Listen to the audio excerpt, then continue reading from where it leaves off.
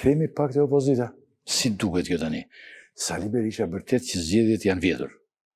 Dhe për këtë arsye thotë se nuk do të largohet nga Partia Demokratike. Po shikojnë raportin, ai nuk thotë. Raporti SBS që e prisin nga Këshilli i Madh nuk thotë që janë vjedhur. Raporti nuk është pozitiv për qeverisë. Kishte problematika të panumërta. Raporti nuk është pozitiv. Nuk shkonte deri te vjedhja. Nuk e thot raporti tani, për fjalë, por ai thotë do të qëndrojë doktori dhe thotë do të kandidojë në vitin 2026, do të jetë fushë e hapur, thotë edhe të tjerët të kandidojnë kush dojtë. Po ti e përfiton tani që po tha doktori do kandidojë unë. Po kandidoj Berisha, është Berisha kryetari i PD-s.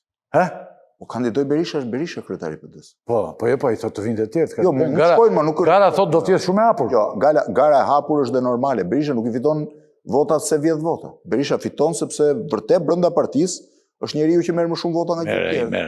Po i merr të gjitha po doj. Patjetër. Po jo, më edhe po doj, po edhe po mos doj ai merr. Po mos doj ato vinë aty dhe thon pse s'do dhe ja japin të gjitha.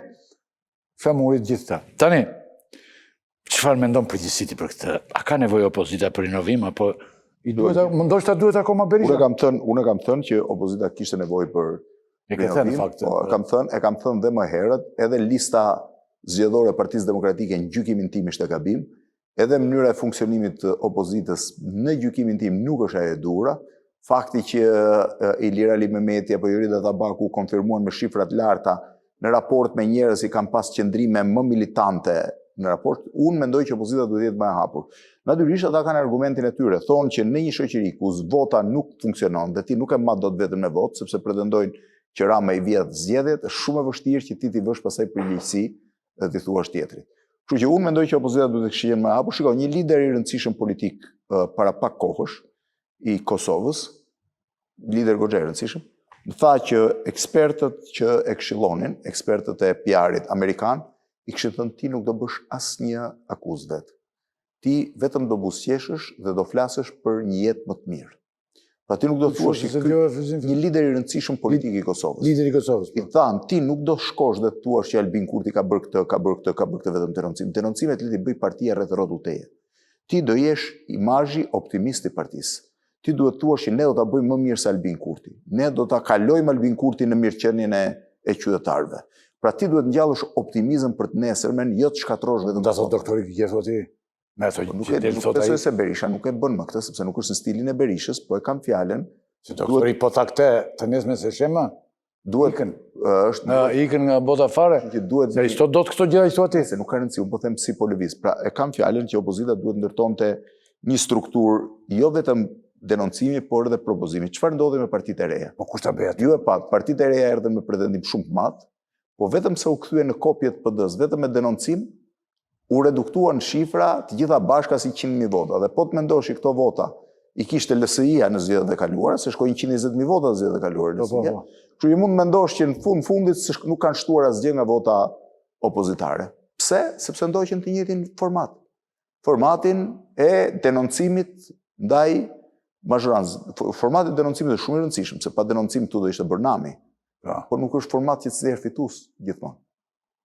Nuk është format që të nxjerr. Patjetër, se njerëzit kanë nevojë për shpresë. Njerëzit nuk kanë nevojë vetëm për të nxjerrë sot, kanë nevojë të shohin të nesmen.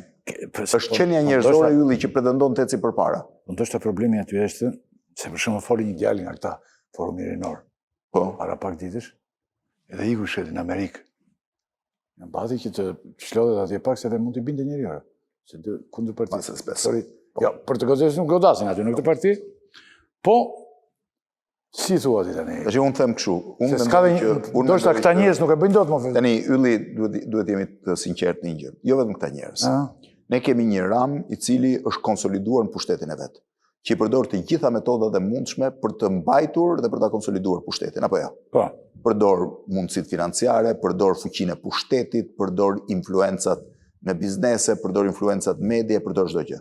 Nga ana tjetër kemi një parti demokratike ku Berisha e di shumë mirë që nuk rikthehet në pushtet vet, sepse s'ka as moshën dhe ka kryer ciklin e vet politik dhe Berisha është larguar vet, por u kthye për arsye të problematikës që ju hap, që për mua ishte skandaloze ajo që ndodhi me të. Ama ti nuk gjen te Partia Demokratike asnjë njeri me frymëzimin për të ndryshuar diçka.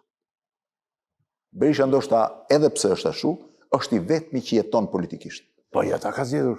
Po nuk, s'ken asnjë gjë. Ti nuk gjen asnjë njeri nuk beson te fitoria. Te pjesë e kokës. Ata janë njerëz që nuk besojnë. Janë njerëz që duan të ruajnë status quo-n e tyre, ama ne po flasim për opozitën. Po unë të garantoj që në gjithë qeverisjen e partisë. Po tani ai është në kal. Në shtim të 2-3 vetëve, asnjëri nuk ka asnjë ideal. Po unë kam të njëjtin mendim me ty, po nuk duket. Janë të njëjtë. Nuk duket se ka i më kalm, e drama është më i kalit. Një shoqëri zotëri i dashur ku asnjëri nuk ka më as pasione, as dëshira, as delir, se deliri nga njerë shumë e rëndësishëm politik për të ndryshuar gjërat. Je dakord me mua kështu? Ju keni jetuar fillimin e viteve 90, ju e mbani mend entuziazmin e njerëzve. Njerëzit përplasësh, ne jemi përplasur nga gazetari me njëri tjetrin. Po besoni me bindje që po bëni më të mirë në raport me tjetrin.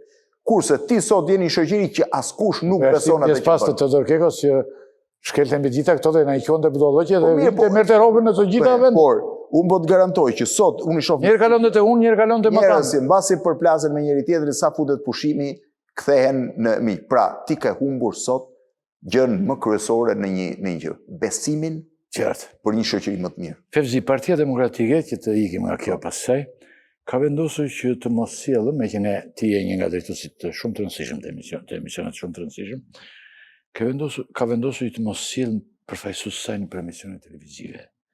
Se përballë tyre nuk ka përfaqësues të PS-s. Unë provova një herë të mirë një përfaqësues të PS-s, Vedi Klosin. Me kë jam tha? Me filanin. Mosta, zvej. Dhe zvin dhe ata, se ata zvin, ata s'kan ardhur prej kohë. Ata s'kan ardhur prej kohë. Tani, si drejtuesi emisionit të rëndësishëm, opinion, a mund të më thuash ti, që mendon për këtë vendim, se ata fjalën kanë opozita? Unë e quaj gabim, sepse unë mendoj që opozita duhet shfrytëzoj çdo moment dhe çdo minutë të saj për të folur dhe për të përhapur idetë e saj, qoftë dhe denoncime, qoftë dhe idetë e saj. Në fundit opozita nuk është se ka një akses shumë të madh diku tjetër, media i kishte mbetur. Parlamenti e peç bëri me aprovimin e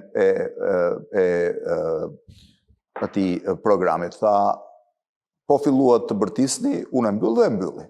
Pra opozita nuk pati mundësi të bënte oponencën kryesore që një opozit bën një vend, që është ajo programit. E njëjta gjë do ndodhi kur të vi buxheti. Nuk e di kur është muaji i buxhetit, besoj duhet të jetë dhjetori apo të njëjtën gjë do bëj. Do ta mbyll seancën e vet. Kështu që opozita vetëm mundësi ka dritare televizive. Tani, kjo do një lloj koordinimi, e ta mendojnë që duke u përballur me gazetar, gjithë çështja përqendrohet tek PD-ja. Tani duhet themi një gjë, ka një tentativë të plot për t'i relativizuar mediat. Dhe tentativa për t'i relativizuar mediat vjen dy drejtime.